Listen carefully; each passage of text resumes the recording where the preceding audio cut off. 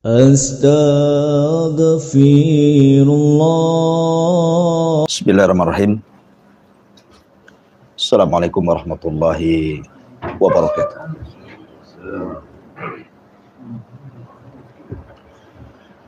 Alhamdulillah. Alhamdulillahilladzi hadana wa kafana wa ja'alana minal muslimin.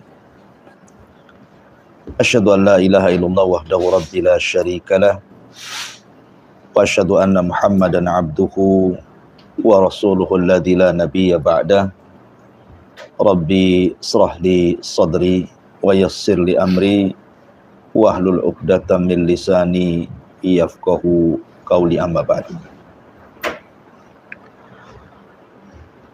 Alhamdulillah, tidak henti-hentinya kita memuji Allah Subhanahu wa taala yang masih banyak memberikan nikmat kepada kita sehingga kita masih dibangunkan oleh Allah dalam kondisi sehat walafiat dan bisa melaksanakan kewajiban Allah Subhanahu wa taala, salat subuh berjamaah.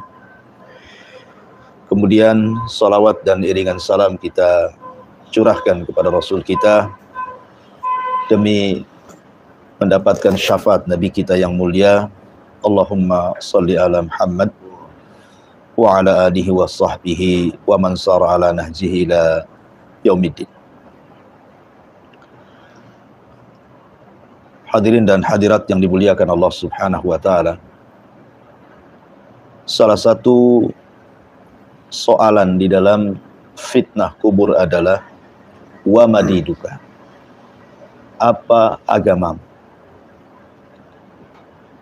Artinya bahwa di antara tiga soalan, setelah dua malaikat mungkar nakir bertanya soal siapa Rabbmu, siapa nabimu, maka pertanyaan yang ketiga adalah apa agamamu? Artinya persoalan agama ini penting karena menentukan keselamatan kita baik di dalam kubur ataupun sampai kepada apakah dia layak masuk surga ataukah justru masuk neraka. Karena persoalan agama ini begitu pentingnya sampai menentukan keselamatan.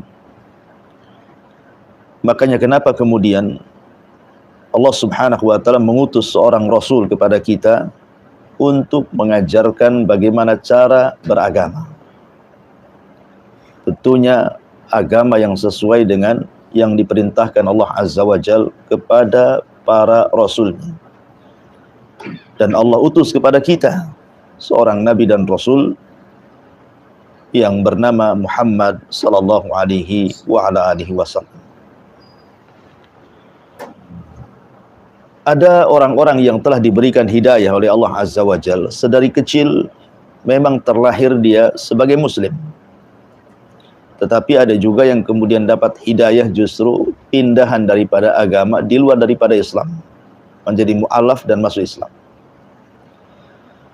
Tapi yang kita sayangkan adalah ketika Allah Subhanahu wa taala berikan nikmat Islam, sedari kecil kita ini berada di lingkungan Islam. Karena setiap bayi yang dilahirkan pun sebenarnya dia muslim, walaupun dari orang tua kafir sekalipun. Karena Rasul yang mengatakan kullu maulud yuladu 'alal fitrah fa abawahu yuhawwidanihi aw yunassiranihi aw yumajjisani. Jadi setiap bayi yang terlahir itu terlahir fitrah. Bapaknya atau orang tuanya yang menjadikan dia Nasrani, Majusi ataupun Yahudi. Dan tidak ada kalimat hadisnya bapaknya yang menjadikan dia muslim. Jadi hadisnya sampai kepada bapaknya lah yang menjadikan dia Yahudi atau Nasrani atau Majusi, titik sampai di sini. Dan tidak ditambah atau muslim. Karena memang bayi itu sudah terlahir muslim. Jadi yang menyesatkannya itu bapaknya, lingkungan. Ya. Nah, ketika kita terlahir di lingkungan muslim, ini kan nikmat Allah Azza wa Jalla yang sangat besar. Tetapi apakah cukup? Orang itu meninggal di atas Islam, itu di atas kebaikan. Imam Ahmad pernah mendengar ada orang yang mengatakan man mata 'alal Islam mata 'ala khairin. Barang siapa yang mati di atas Islam berarti mati di atas kebaikan. Kata Imam Ahmad, uskut ya Ahmad. Diam wahai bodoh. Bukan itu bahasanya. Akan tapi Imam Ahmad mengatakan, man mata 'alal Islam was sunnah mata 'ala khairin.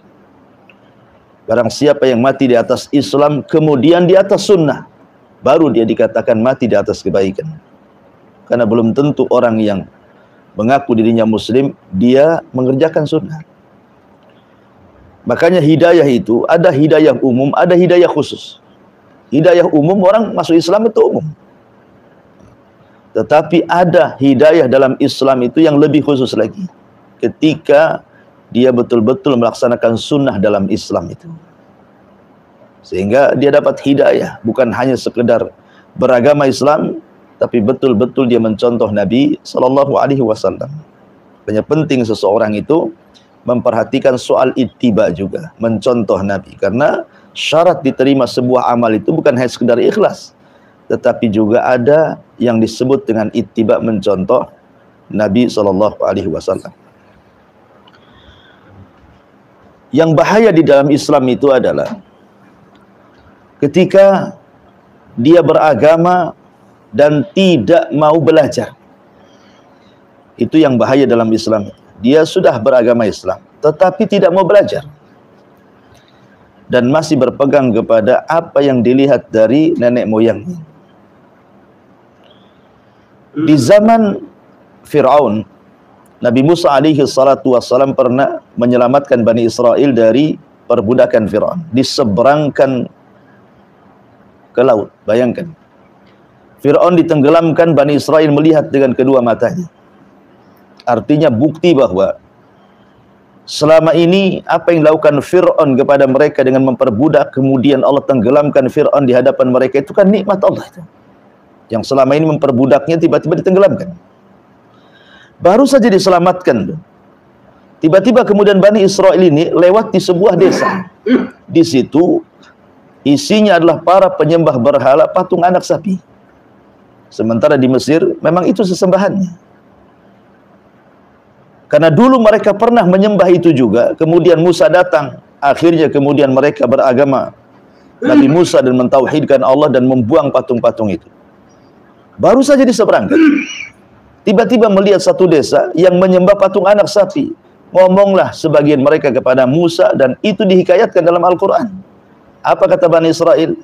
Ya Musa ij'al lana ilahan kama lahum alihah. Wahai Musa, jadikan untuk kami Tuhan macam itu. Maksudnya Tuhan seperti patung anak sapi itu. Musa marah. Sudah dapat hidayah tauhid gitu maksudnya ya. Kok mau kembali menyembah patung anak sapi? Makanya Musa mengatakan, Allahu Akbar, innakum qaumun tajhalun. Kalian itu umat yang jahil.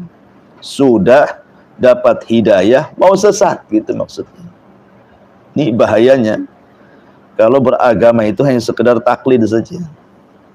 Tidak belajar seperti ini. Jadi masih tertanam ajaran-ajaran lama. Dan itu pula yang kemudian dirasakan oleh Rasul ketika perang Hunain. Di Rasul itu ketika perang Hunain kan tentaranya cukup banyak, membawa tentara 10.000. Masalahnya dari tentara yang banyak itu sebagian besar orang yang baru masuk Islam.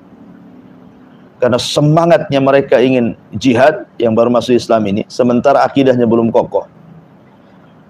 Kemudian mereka lewat di sebuah pohon. Pohon itu dulunya di zaman musyrik itu, ketika mereka masih musyrik, dijadikan tempat berkah. Jadi kalau mereka mau perang, kebiasaan mereka, maka mereka meletakkan pedangnya di pohon itu, supaya ditransfer kekuatan itu kononnya.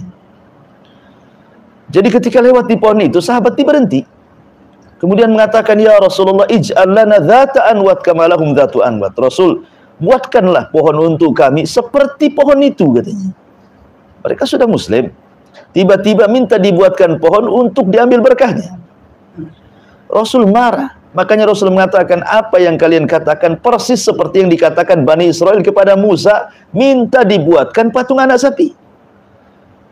Makanya Rasul mengatakan, kultum kama qalat Banu Israel li Musa. Ucapan kalian persis seperti ucapan Bani Israel kepada Musa yang tadi saya ceritakan. Dari sini menunjukkan bahwa terkadang ada orang-orang itu yang belum bisa meninggalkan ajaran sebelumnya ketika hidayah menyapa dirinya.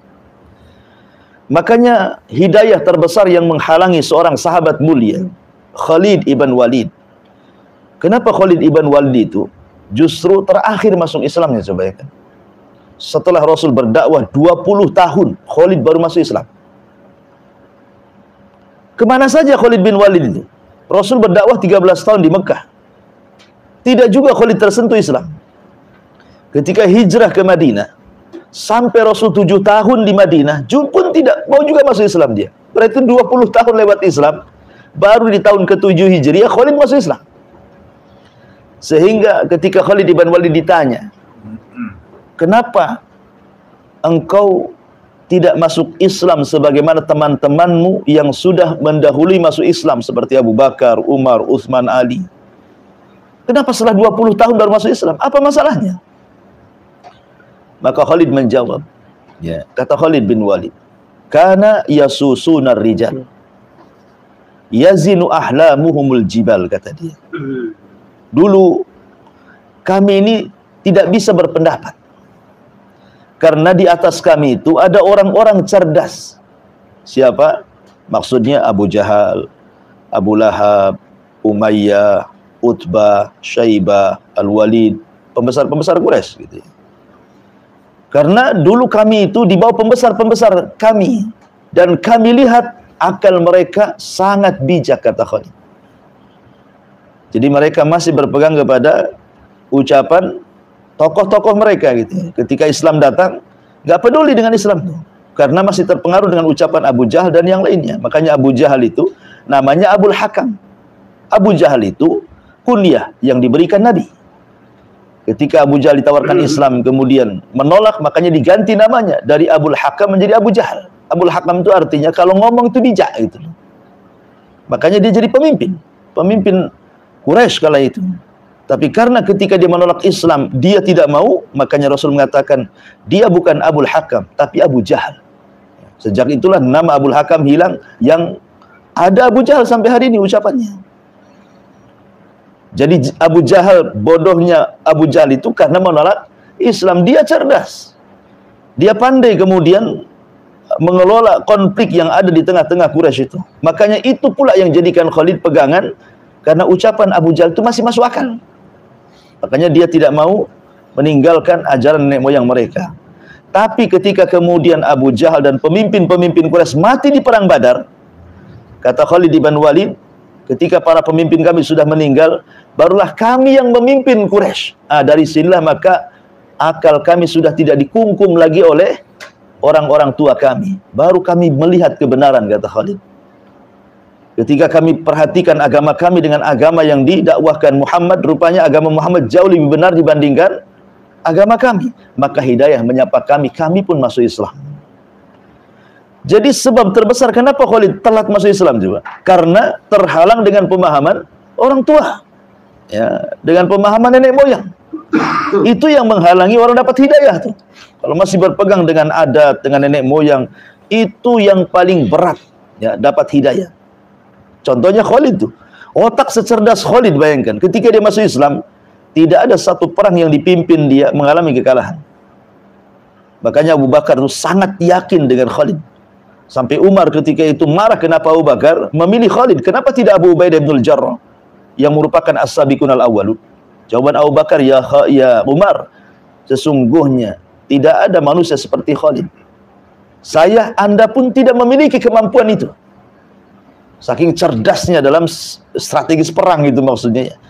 Makanya walaupun Khalid terakhir masuk Islam karena punya kemampuan perang gitu, makanya Abu Bakar menjadikan dia pemimpin perang. Setiap peperangan tidak pernah kalah. Ya. Itulah kehebatan, kecerdasan Khalid. Tetapi kecerdasan yang luar biasa, rupanya terhalang hidayah gara-gara taklid dengan nenek moyang.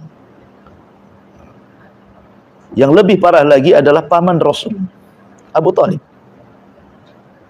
Abu Thalib ketika detik-detik sakaratul maut, Abu Thalib itu sebenarnya yakin bahwa agama yang dibawa ponakannya Rasulullah SAW itu benar.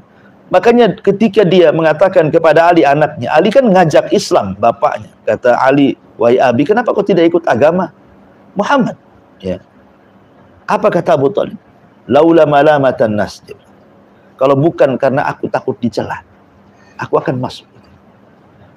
Jadi Abu Thalib terhalang hidayah itu kenapa? Takut dicela kaumnya. Kalau aku masuk ke agama Muhammad, otomatis aku akan dicela kaumku, aku akan ditinggalkan.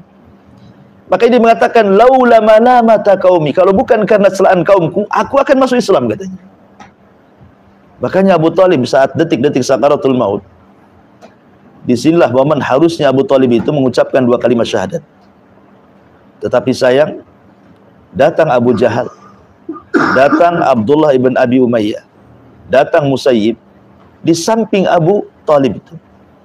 Ketika Nabi SAW di sebelah kanan kemudian mentalkin di telinga Abu Thalib dan mengatakan, Kul ya ammi la ilaha illallah. Katakan pamanku kalimat la ilaha illallah. Kalau engkau mengucapkan kalimat ini, aku akan berhujjah di hadapan Allah, kau selamat. Abu Thalib hanya melirik Abu Jahal, melirik kawannya Musayyib, Abdullah ibn Umayyah, diliriknya. Akhirnya dia pun lisannya tidak mengucap satu ucapan pun, sampai ruhnya melesat. Dia malah mendengarkan ucapan Abu Jahal, atarghabu an millati Abdul Muttalib. Abu Thalib, apakah engkau akan mengucapkan kalimat itu dan membenci agama moyangmu Abdul Muttalib? Itu yang dipegang Abu Thalib. Sehingga ketika mati Abu Thalib tetap berada di atas agama moyangnya. Bayangkan. Jadi yang menjadikan hidayah Abu Thalib masuk pun karena apa? Masih berpegang dengan agama nenek moyang. Gitu ya. Padahal sudah jelas-jelas dia mengakui bahwa agama Nabi itu paling benar. Ketika justru di detik-detik itu yang menyelamatkan dia, rupanya itu pula yang menghalangi Abu Thalib masuk surga. Subhanallah, bahayanya agama itu kalau tidak dipelajari, ya kan? Jadi agama itu dipelajari. Makanya kenapa ada kitab yang disebut salah satu usul atau usul salasa. Ya. Salah satunya adalah kita mempelajari agama bukan hanya mempelajari agama saja, tetapi bil adillati, dengan dalil-dalilnya, supaya kita yakin. Karena ibadah di atas ilmu dengan ibadah tidak di atas ilmu itu berbeda. Ada 2 orang yang sedang sholat, sama-sama satu saf, sama-sama satu sholat, sama-sama satu imam. Yang satu dia beribadah karena pengetahuan, karena belajar. Dia tahu cara takbirnya Rasul seperti apa yang dibaca dia tahu karena dia belajar. Ketika dia ruku harus seperti apa, ketika sujud harus seperti apa, ketika tasyahud harus seperti apa, dan bacaannya sampai ketika salam, betul-betul dia itu melaksanakan karena dia belajar. Yang satu pula tidak. Lihat imam takbir ikut takbir, lihat imam ruku ikut ruku, lihat imam tasyahud ikut tasyahud, imam salam ikut salam. Beda nih, yang satu karena melihat begitu dia lakukan, yang satu bukan karena melihat, karena pengetahuan, ya kan? Maka kata para ulama, yang beribadah di atas ilmu, mulai dari gerakan, mulai dari bacaan, mulai dari tumanina, mulai daripada khusyuk, semua pahala dari awal sampai akhir. Tapi orang yang hanya melihat imam ruku ikut ruku, imam sujud ikut sujud, pokoknya dia hanya melihat orang saja, bukan karena pengetahuan, maka dari awal sampai akhir tidak berpahala. Hanya lelah letih saja dia. Sholat itu tidak berpahala, hanya boleh saja untuk sekedar menghilangkan kewajiban saja. Mana dalilnya bahwa orang beribadah tanpa ilmu itu tidak dapat apa-apa? Dalilnya adalah ketika orang-orang sudah masuk ke dalam kuburan. Orang-orang yang berilmu ketika ditanya siapa Rabbmu, siapa Nabimu, apa agamamu, karena dia punya pengetahuan, dia selalu saja dia jawab, Allah Tuhanku, Muhammad Nabiku, Islam agamaku. Maka Allah katakan, an sadaqa abdi, hambaku telah benar. Bentangkan kuburannya seluas mata memandang, buka pintu sorga, hantarkan makanan, minuman, dan angin dari sorga ke kuburannya, dapat dia nikmat kubur. Ini yang satunya karena jahil, tidak punya ilmu. Ketika ditanya 3 soalan itu, dia mengatakan, la adri. Nah, lihat kata-katanya, saya tidak tahu. Qultu kama qalan nas wa fa'altu kama fa'alan nas. Karena saya hanya bisa mengucapkan apa yang diucapkan orang dan melakukan apa yang aku lihat orang melakukannya. Nah, kan? Yang satunya taklid, bukan karena pengetahuan, karena lihat. Nah, maka di sini penting, ya kan, supaya kita jangan sampai terkungkum dengan ajaran istiadat, kemudian juga nenek moyang kita, yang bisa melepaskan ajaran-ajaran itu hanya dengan ilmu pengetahuan. Ilmu, belajar. Belajar inilah tersingkap semua yang batil, semua yang tidak benar menjadi hak. Ya. Makanya kenapa kemudian ilmu itu yang membedakan antara orang mukmin dan kafir, orang ikhlas dan tidak ikhlas, orang mencontoh ataupun tidak, itu ilmu yang membedakan. Baik, ma'asyiral muslimin yang dimuliakan Allah Azza wa Jalla, dahulu para nabi dihadapkan kepada kaum yang mereka masih berpegang dengan agama moyang mereka, sehingga susah untuk didakwai. Contoh, Nabi Hud alaihi salatu wassalam dihadapkan kepada kaum Ad, kaum yang paling kuat. Allah belum pernah menciptakan kaum seperti Ad. Bayangkan, fisiknya besar-besar, melebihi besarnya kaum Nuh, padahal kaum Nuh duluan. Kaum Ad itu belakangan, tapi fisiknya melebihi kaum Nuh. Allah lebihkan fisiknya, sehingga kalau kaum Ad ini menghancurkan sebuah kaum di zaman itu, tidak perlu mengutus pasukan banyak, cukup 2-3 orang saja, hancur itu kaum itu. Saking kuatnya kaum Ad itu, karena besar, tinggi, raksasa mungkin bahasa kitanya ya. Jadi mengutus 1-2 orang saja menghancurin kabilah di lainnya, karena lain-lain suku kecil-kecil masalahnya. Kaum Ad yang besar-besar badannya. Dan itu nikmat yang Allah Azza wa Jalla anugerahkan kepada kaum Ad. Diutus kepada mereka Nabi Hud. Kemudian Hud berusaha untuk mendakwai mereka masuk dalam tauhid dan mengatakan, "U'budullaha ma lakum min ilahin ghairu." Sembahlah Allah, tidak ada sembahan yang berhak disembah kecuali Allah. Apa kata kaum Ad? "Ajitana lina'budallaha wahdah wa nadhara ma ya'budu abauna." Hei Hud, katanya, apakah kau datang kepada kami, mengajak kami hanya menyembah satu Tuhan dan meninggalkan Tuhan-Tuhan kami yang banyak, katanya, ya, yang sudah disembah oleh bapak-bapak kami? Engkau ini seorang nabi yang jahil, katanya.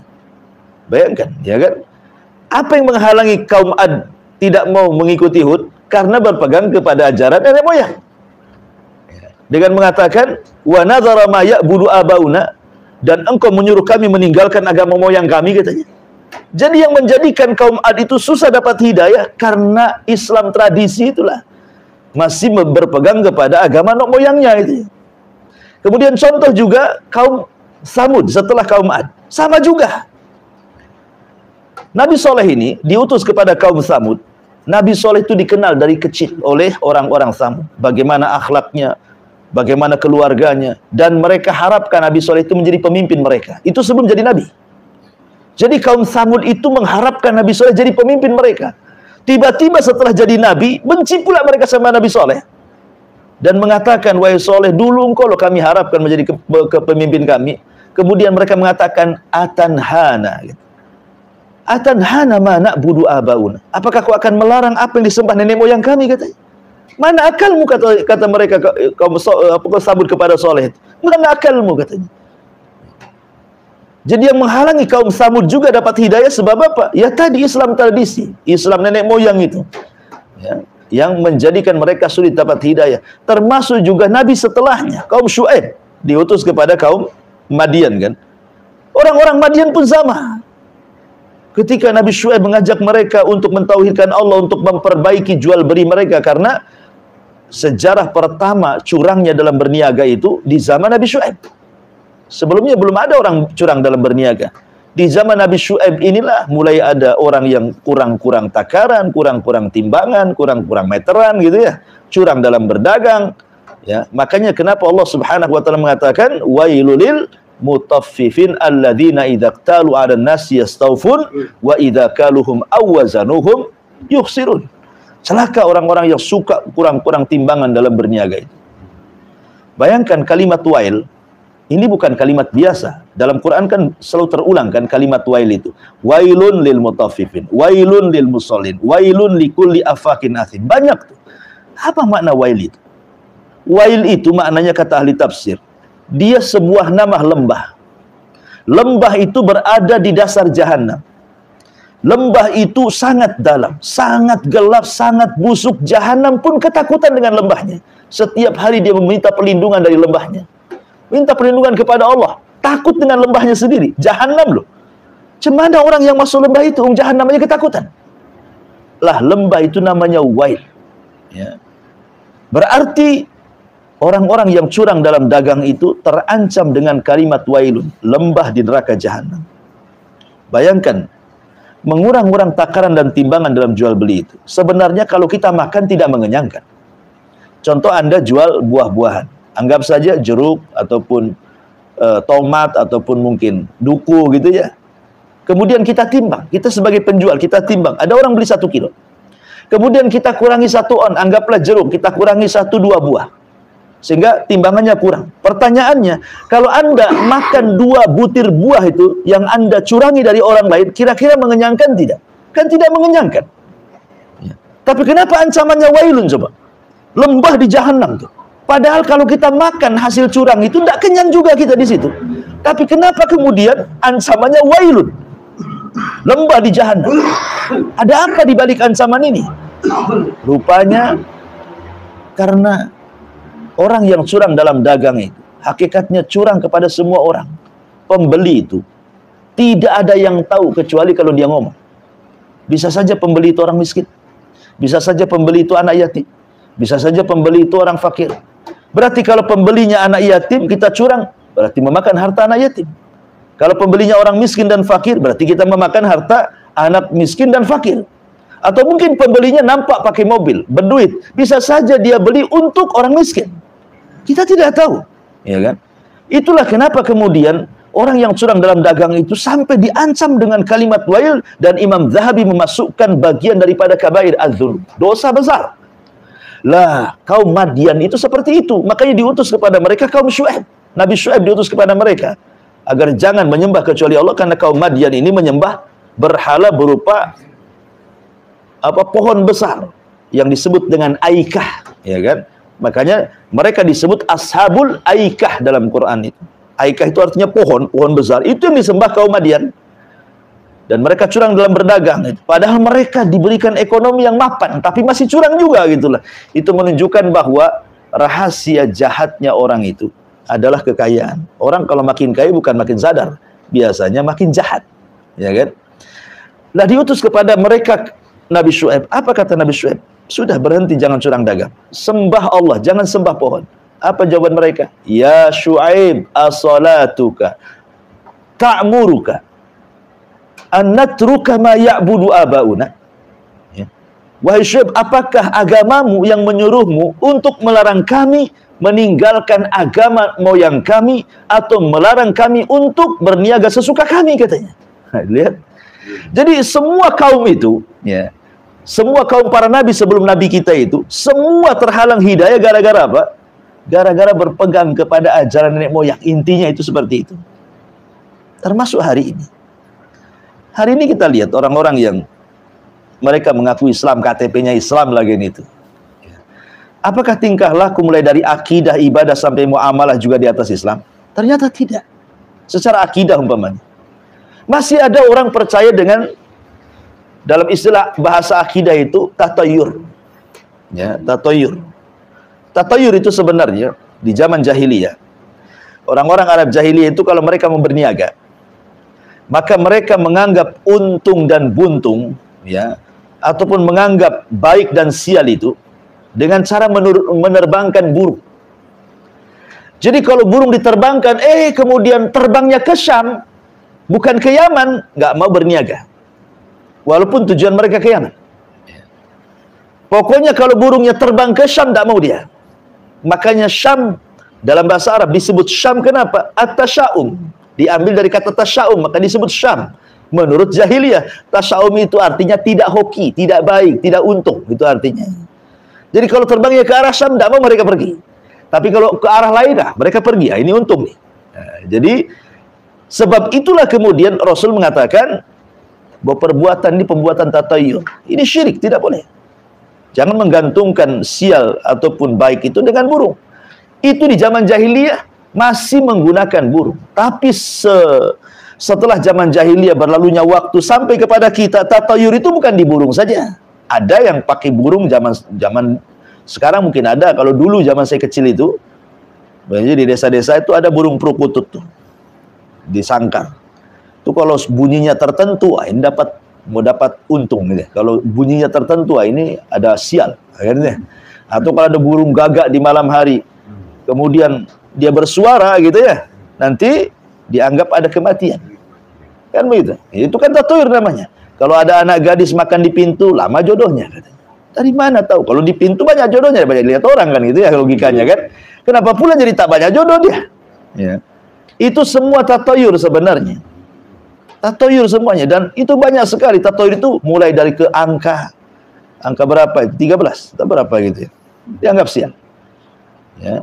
Kemudian sampai kepada mimpi buruk dianggap sial. Nabrak kucing pun dianggap sial. Nabrak kucing dengan nabrak ayam itu sama saja. Ya. Mengapa bedanya dua-duanya binatang? Tapi lihat perlakuan orang yang nabrak kucing dengan nabrak ayam kan beda tuh kan. Kalau orang nabrak kucing mau takut banget, jangan-jangan nanti saya yang ditabrak gitu. Kan tatoyur jadinya kan. Ya namanya nabrak binatang yang mungkin sudah takdirnya, kecuali kita sengaja nabrak. Jangankan nabrak kucing, sengaja nabrak ayam aja nggak boleh, berdosa. Ini kalau nggak sengaja menabrak, mau nabrak apa saja, nabrak orang pun kalaupun tidak sengaja, tidak ada kisos, namanya tidak sengaja. Ya. Tapi dari sini lihat, masih banyak orang yang terkungkum dengan tradisi. Belum lagi orang yang yakin dengan dukun, belum lagi orang yang yakin dengan jimat, belum lagi orang yang yakin dengan keramat-keramat. Itu kan masih banyak di masyarakat. Ya. Lah ini kan kenapa masih terkungkum dengan dunia mistik seperti itu? Tadi karena mereka belum bisa lepas dari agama tradisi tadi, agama nenek moyang tadi. Kenapa? Karena tidak belajar. Itu kuncinya di situ sebenarnya. Kalau mereka mau menggali agamanya, menggali apa yang sudah diyakininya gitu, saya dapat nikmat hidayah Islam, harus dipelajari lagi. Ya. Pasti orang itu akan terlepas dari kesesatan. Karena hanya ilmu lah yang bisa melepaskan manusia dari kesesatan. Ya, belum lagi kemudian cerita lebih luas daripada itu. Orang-orang yang jauh daripada sunnah Nabi. Ya. Yang diperintah tak dikerjakan, yang tidak diperintah pula dia buat. Kan banyak di masyarakat. Padahal sebenarnya perintah agama ini, kalau kita lakukan, nggak mampu kita melakukannya. Yang ada saja nggak akan mampu.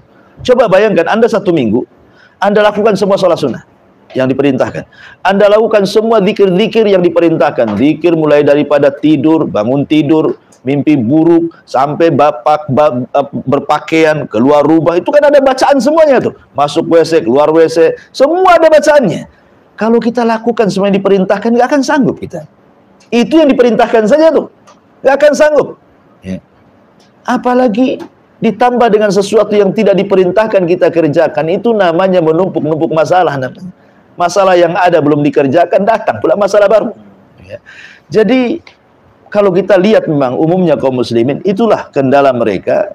Sekali lagi karena mereka tidak mau belajar, menolak nasihat, keras kepala, karena masih terpengaruh dengan agama tradisi dan juga agama moyang. Oleh karena itulah maka teruslah belajar supaya kita bisa lebih membedakan mana hak dan juga mana batil. Ya, karena bahaya orang salah satunya selamat dari azab kubur dan tidak selamat dari azab kubur itu karena masalah apakah dia mau belajar atau tidak. Ya, kalau dia mau belajar, insya Allah maka dia akan mampu menjawab pertanyaan apapun yang ditanyakan malaikat kepada kita. Tapi kalau dia taklid, ngikutin agama moyangnya, akan sulit dia selamat dari azab kubur. Ya, wallahu a'lam bishawab. Ini secara singkat seperti itu ya, tentang bahayanya ajaran tradisi. Ya. Dan kita harus kembali kepada ajaran yang murni, karena Islam itu dibangun di atas Al-Quran dan Sunnah. Ada 4 kaidah, saya tutup kultum ya. Kultum itu kuliah terserah antum sebenarnya. Jadi lebih lama lagi. Kalau kultum diartikan kuliah 7 menit sebentar aja. Tapi saya artikan kuliah terserah antum. Jadi bisa sejam, 2 jam, 3 jam, terserah antum. Itu ya. Baik. Jadi ada 4 kaidah yang harus dipahami tentang Islam ini. 1. Surah Al-Maidah ayat 3. Al-yawma akmaltu lakum dinakum wa atmamtu alaikum ni'mati wa raditu lakumul Islam adin. Ingat, Allah sudah sempurnakan Islam. Allah sudah sempurnakan nikmat Islam dan Allah sudah ridho menjadi agama kita Islam itu. Maknanya Islam sempurna. Jangan pernah ditambah, jangan pernah dikurang. Sesuatu yang sempurna kalau ditambah makin berkurang. Saya contohkan gelas. Kita isi air penuh, sempurna airnya dengan gelas. Tiba-tiba kita ambil air lagi, kita isi lagi, kira-kira memenuhi gelas nggak? Tumpah yang ada. Jadi kalau sudah sempurna, disempurnakan, makin tak sempurna. Jadi cukupkan kesempurnaan itu kepada apa yang sudah sempurna dari Allah. Kalau Allah katakan sudah sempurna, berarti sudah sampai di situ. Kata Allah, Rasul katakan ini sudah sempurna, sudah. Jangan ditambah, jangan dikurang. Agama yang sempurna ini ditopang oleh dua asas yang disebut dengan Al-Quran dan Sunnah. Rasul katakan dalam sebuah hadis Nabi SAW, taraktu fikum amraini, ma tamassaktum bihima lan tadillu abada kitaballahi wa sunnati. Aku tinggalkan kepada kalian dua perkara. Kalau kalian berpegang, tidak mungkin sesat kalian. Satu Al-Quran, satu Sunnah. Berarti Islam yang sempurna ditopang dua pusaka, Quran, Sunnah. Kemudian yang ketiga, cukupkah kita berpegang dengan Quran dan Sunnah? Ternyata belum. Di sana ada pemahaman yang harus meluruskannya. Karena tidak semua orang berpegang kepada Al-Quran dan Sunnah itu mampu memahami Quran dan Sunnah dengan benar. Sehingga harus ada barometer pemahaman. Dan itu disabdakan dalam sebuah hadis, alaikum bisunnati wa sunnatil khulafa ar-rasyidin. Maka wajib kalian berpegang dengan sunnahku dan sunnah para khulafa. Maksudnya para sahabat. Diwakili Abu Bakar, Umar, Utsman, Ali, dan semua para sahabat. Karena sahabat kalau sudah kumpul, kemudian berpendapat, dan sepakat jadi dalil, yang disebut dengan ijma. Karena dalil itu ada tiga, Quran, Sunnah, ijma. Kesepakatan sahabat. Kalau berkumpul. Tapi individu sahabat tidak maksum. Tidak semasum Nabi. Kalau pendapat pribadi. Tapi kalau sudah kumpul, itu jadi maksum kata-katanya. Ya. Karena tidak mungkin sahabat berkumpul di atas kesesatan. Pasti dia berkumpul di atas kebenaran. Ya. Kemudian, setelah itu, setelah kita kembali kepada pemahaman para sahabat, para salafun saleh, para ulama yang merupakan pewaris para nabi, kemudian kaidah yang keempat, Rasulullah SAW mengatakan dalam hadis Aisyah radhiyallahu anha, man amila amalan laisa alaihi amruna fahuwa rad. Barang siapa yang beramal dengan sebuah amalan yang tidak ada contohnya, maka amalan itu tertolak. Maka Islam yang sempurna sudah ditopang dua pusaka Quran Sunnah dengan pemahaman yang benar, pemahaman para sahabat. Jangan dikotori dengan perbuatan yang tidak ada dasarnya. Kalau 4 perkara Anda amalkan, inilah agama kita. Ya. Itu sederhana ya, 4 kaidah ini ya. Wallahu alam, saya kira cukup. Nah, silakan kalau kita bertanya jawab. Atau kita tutup karena sudah lapar mau sarapan atau gimana? Oh.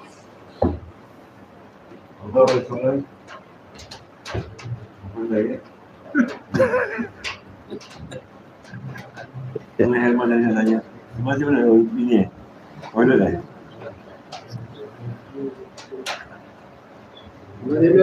Ini Kristian. Ini masalah dekat. Dengar. Maulud Nabi semua. Macam perbezaannya. Kenapa pendapatnya? Ustaz-ustaz yang menganjurkan maulud Nabi bukan orang yang ada pun ada doktor. Doktor Rik. Orang ternama juga. Ada sunnah, okeylah. Yang menganjurkan. Yang menganjurkan. Iya. Ya, alhamdulillah. Ada yang mengatakan bahwa perayaan seperti itu kan yang pertama kali dirayakan oleh orang-orang Syiah. Itu sebenarnya tradisi orang-orang Syiah. Jadi orang-orang Syiah di zaman Fatimiyah kan, dulu kan pernah tegak satu negara Syiah di Mesir, bahkan berdiri berabad-abad, yang disebut dengan Daulah Fatimiyah. Itulah sebenarnya pengasas terjadinya perayaan-perayaan seperti itu. Karena orang-orang Syiah itu bukan satu perayaannya, banyak.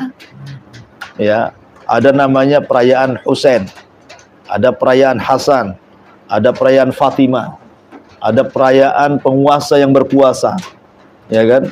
Sampai kepada perayaan-perayaan yang macam-macam. Ya, makanya kemudian sebenarnya kebanyakan hal-hal yang tidak dicontohkan itu berasal dari orang Syiah sebenarnya. Karena orang sunnah itu tidak mungkin, dia akan berpegang dengan sunnah, ya kan? Apa yang diajarkan lakukan, apa yang tidak diajarkan tidak mungkin dilakukan. Tapi orang Syiah itu semua boleh. Jadi sebenarnya sejarahnya itu dari Syiah itu. Dan itu dijelaskan dalam kitab Al-Ibda fi Madahiril Ibtida namanya. Kitabnya karya ulama Mesir. Ketika dia mengupas tentang sejarah perayaan itu. Jadi kalau tidak salah pada abad ke-4 atau ke-8 ada namanya seorang raja namanya Malikul Mudaffar. Nah, dialah yang kemudian membesarkan perayaan itu yang kemudian sampai sekarang. Ya, sampai sekarang. Sebenarnya ada sebagian ulama juga. Ya kalau seandainya perayaan itu hanya sekedar ya mengkisahkan sejarah. Tidak diambil apa-apa gitu. Setiap datang contohnya setiap datang bulan Rabiul Awal, ya kita cerita Nabi. Cerita saja mengenang Nabi.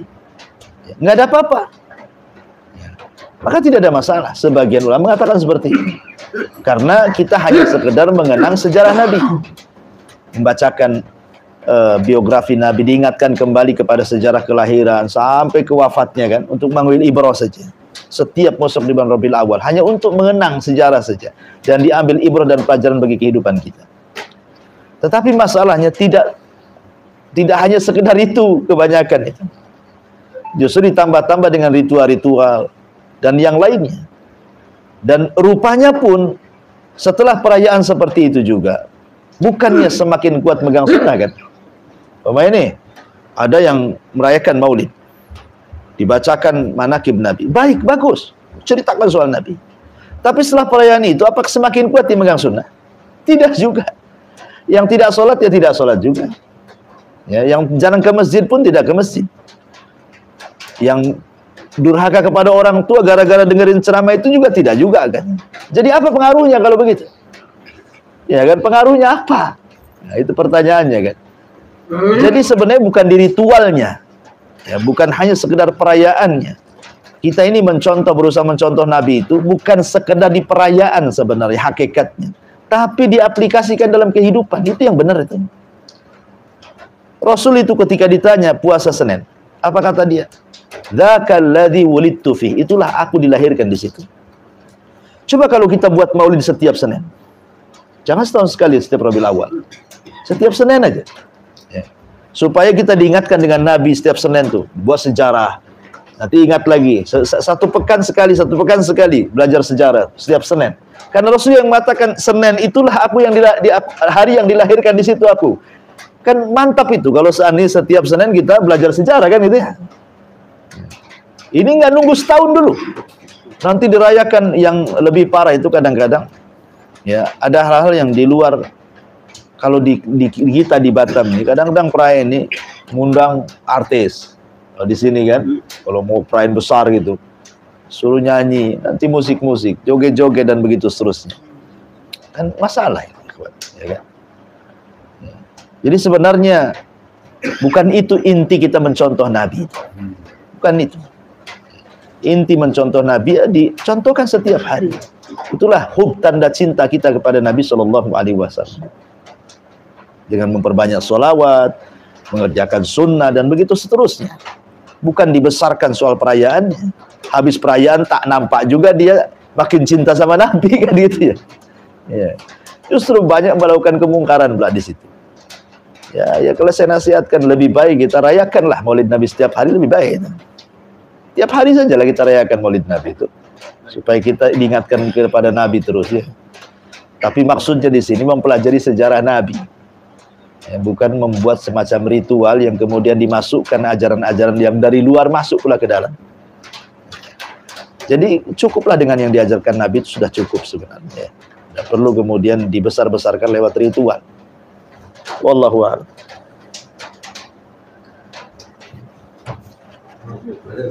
Dan tadi kalau di Singapura kalau sebuah masjid itu melakukan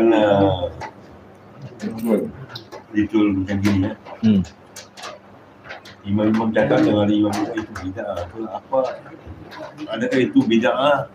Kalau bid'ah, jawapannya haram. Kalau haram, Jawapannya neraka. Jadi gimana? Tidak bisa. Ia memvonis orang kemudian masuk neraka atau tidak, ini bukan persoalan enteng kan gitu. Karena ada orang yang mengikuti sebuah ritual tertentu itu kan karena kejahilan, karena orang awam tidak paham, karena ikut-ikutan, karena juga memang dia yang mengasasnya, dia yang mengajaknya, kan beda hukum.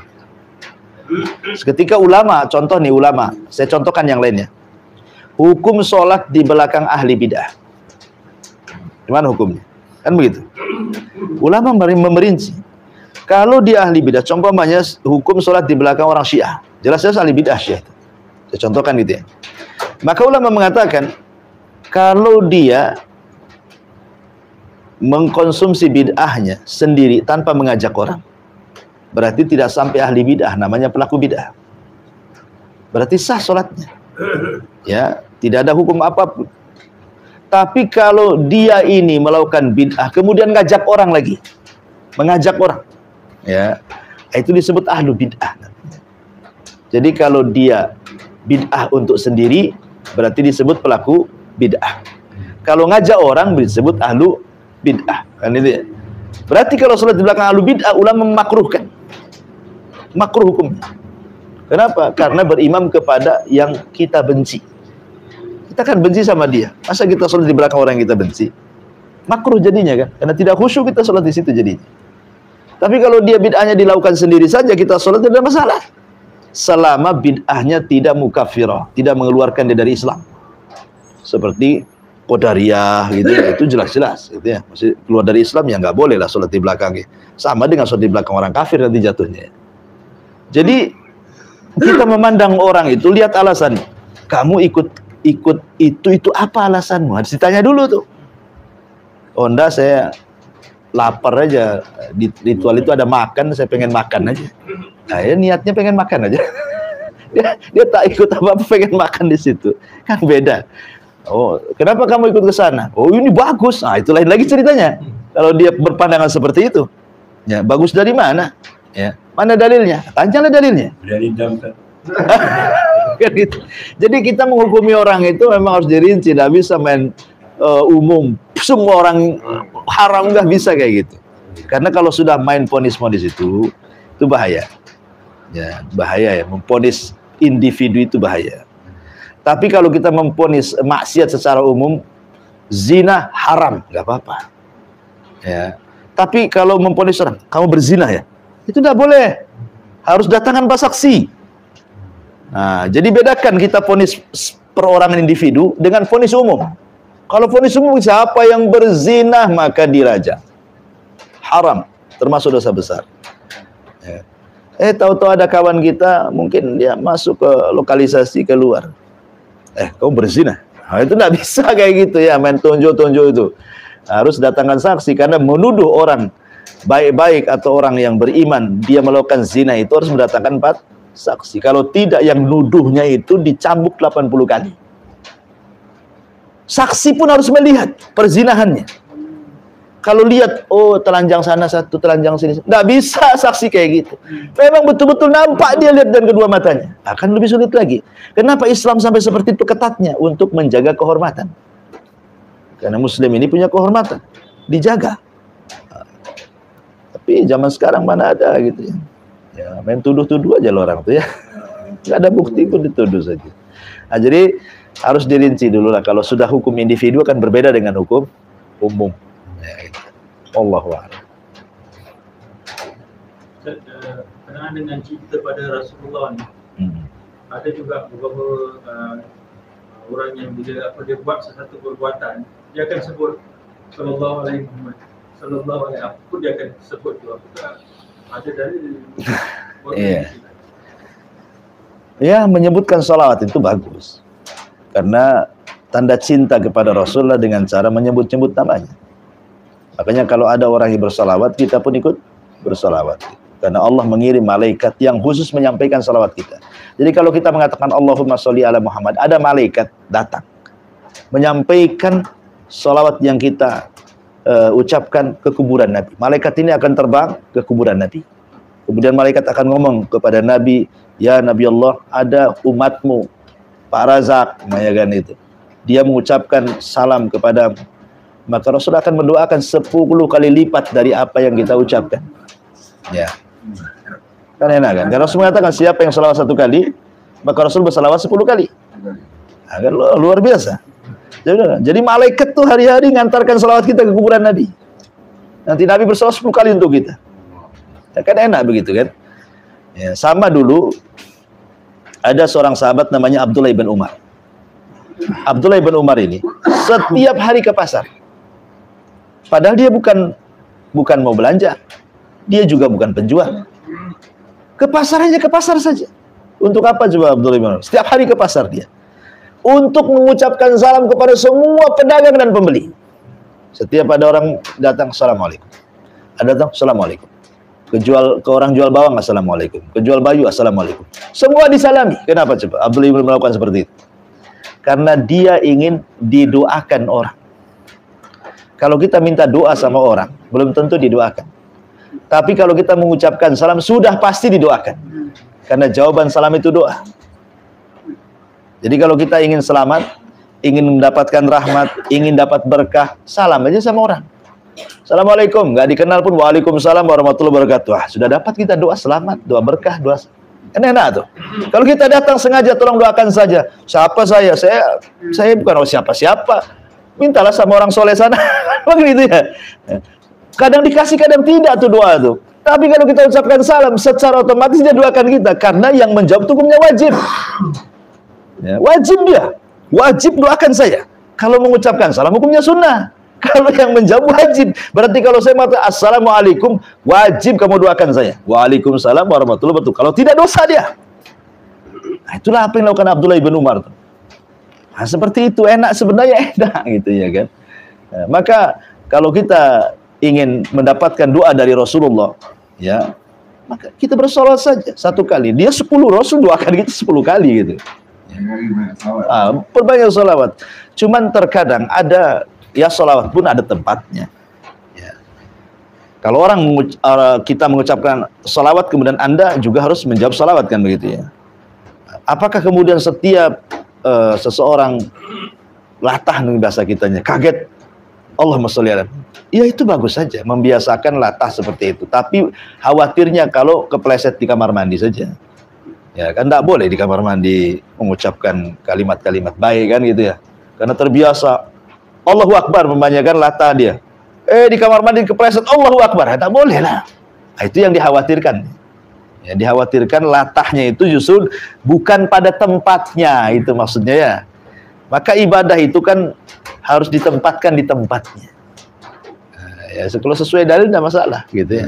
Kalau tidak ada dalil ya janganlah dilakukan. Nah, selesai lagi itu urusan. Simpel Islam itu. Ada dalil lakukan, tak ada dalil jangan dilakukan. Wallahu a'lam.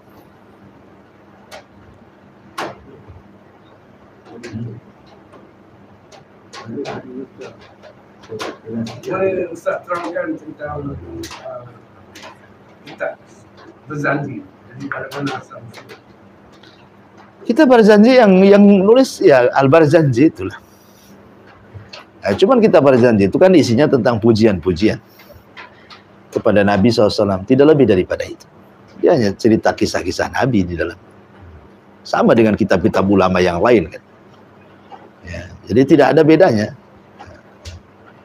Cuman terkadang ada beberapa catatan yang mungkin dicatat para ulama tentang beberapa solawat-solawat kebanyakan yang berlebihan, ya, yang tidak dianjurkan.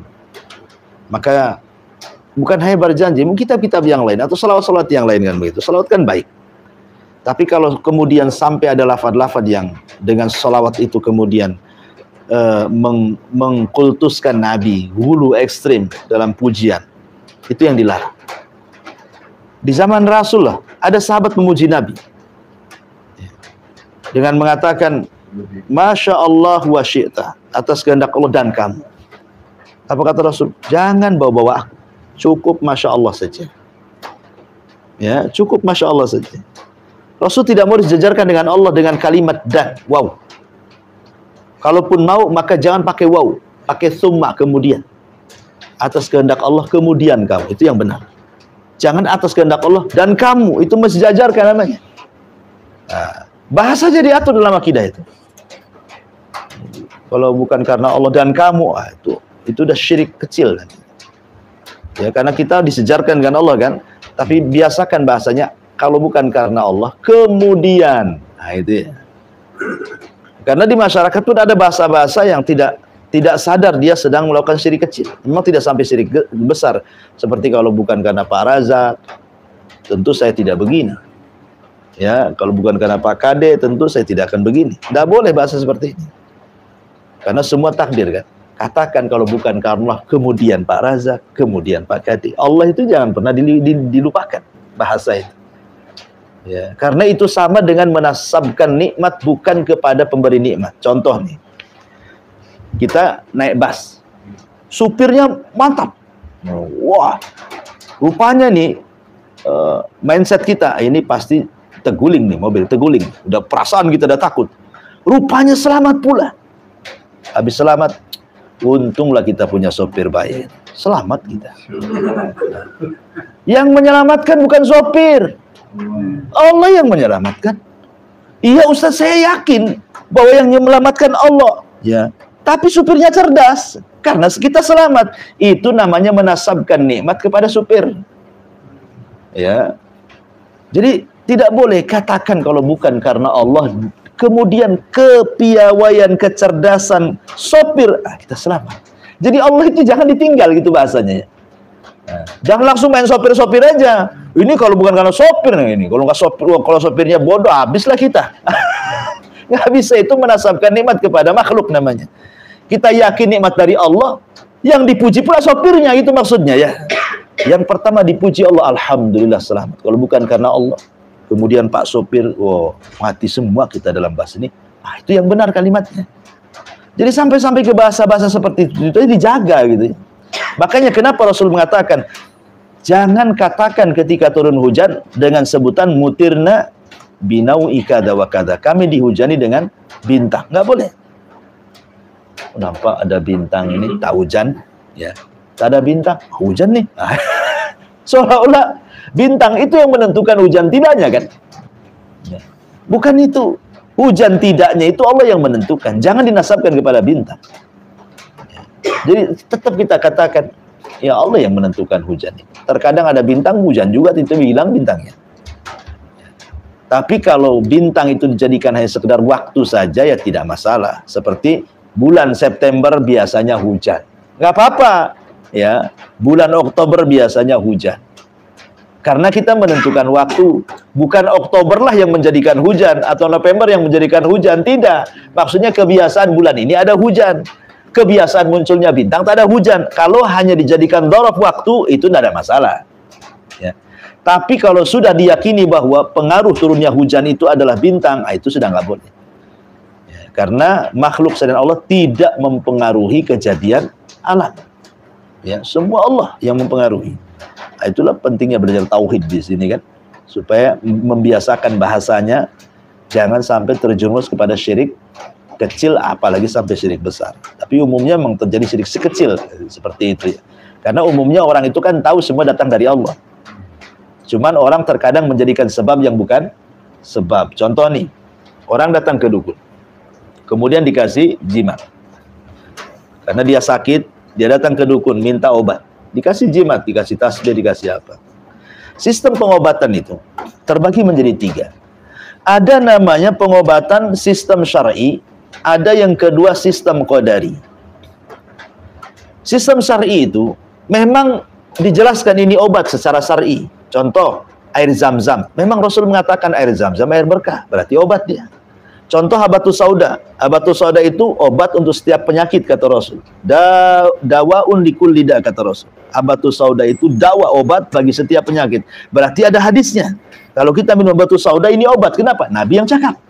Ya. Atau ruqyah. Karena Allah yang mengatakan wa nunazzilu minal Qur'an ma huwa syifa. Allah turunkan Quran itu untuk obat.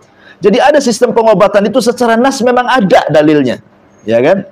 Kalau memang seperti itu lakukan, terkadang dianjurkan. Seperti ruqyah, hijamah, itu ada dalilnya. Ini pengobatan secara syar'i namanya. Yang kedua, secara qadari. Tidak ada hadisnya, tidak ada sunnahnya bahwa ini pengobatan, ini untuk obat, tidak. Tapi secara penelitian medis, Mungkin farmasi, kedokteran, herbalis meneliti ini bisa jadi obat. Umpamanya ada ada akar-akar, ada pohon-pohon, ada daun-daun, diteliti sama lab. Oh, mengandung zat ini bisa mengobati asam urat, penyakit darah tinggi. Nggak masalah, karena ada penelitian ilmiah. Itu disebut qadari namanya. Sembuh karena takdir. Ya kan? Tapi yang jadi masalah yang nomor 3. Secara nas tidak ada dalilnya ini obat. Diteliti pun ini bukan obat. Tiba-tiba dijadikan obat. Itu namanya menjadikan sebab yang bukan sebab namanya. Ya. Seperti saya pernah dakwah di pulau itu. Di pulau sini. Anak-anak banyak pakai gelang. Ya, gelang benang. Benang warna kuning. Ada yang di sini, ada yang di leher, ada yang di sini. Ya kan? Jadi saya tanya, kenapa anak-anak di sini, anak kecil kok ada benang-benang warna kuning itu? Rupanya benang itu diambil dari kuburan wali. Jadi saya tanya, kenapa? Itu enggak boleh, Pak. Enggak boleh kecuali putus sendiri, enggak boleh putus kecuali putus sendiri. Jadi saya tanya, kenapa mesti harus putus sendiri, tidak boleh diputus? Ya, karena untuk menjaga supaya anak itu sehat, supaya tidak mudah mencret, tidak mudah inilah. Kenapa kemudian obat mencret jadi ke benang? Ya kan? Apa karena sama-sama warnanya kuning? Ya kan? Nggak bisa. Kalau memang benang itu untuk obat mencret, udah dijual di hospital lah. Kenapa pula tukang jahit yang jual benang? Ini kan nggak nyambung tuh. Ya. Benang ini secara syar'i tidak ada dalilnya penyembuh. Secara Quran Sunnah tidak ada. Secara penelitian tidak ada. Kok dijadikan penyembuh? Itu namanya menjadikan sebab penyembuh yang bukan sebab penyembuh. Ini yang jadi masalah. Bisa terjerumus kepada syirik kecil atau syirik besar kalau diyakini yang menyembuhkan benang itu. Tapi kalau seandainya dia hanya yakin Allah yang menyembuhkan gara-gara benang inilah sebabnya, maka ini syirik kecil. Tapi kalau dia yakin benang yang menyembuhkan, itu sudah syirik besar namanya kan, karena yakin benang itu yang menyembuhkan. Nah, itu yang harus dipahami. Ya, akidah-akidah seperti ini kadang-kadang tidak dipahami sehingga tidak sadar orang masuk kepada kesyirikan kan itu. Allahu a'lam. Jelas? Ya, saya kira cukup. Baik, subhanallah bihamdika, asyhadu an la ilaha illa anta, astaghfiruka wa atubu ilaik. Allahu ta'ala alam. Assalamualaikum warahmatullahi wabarakatuh.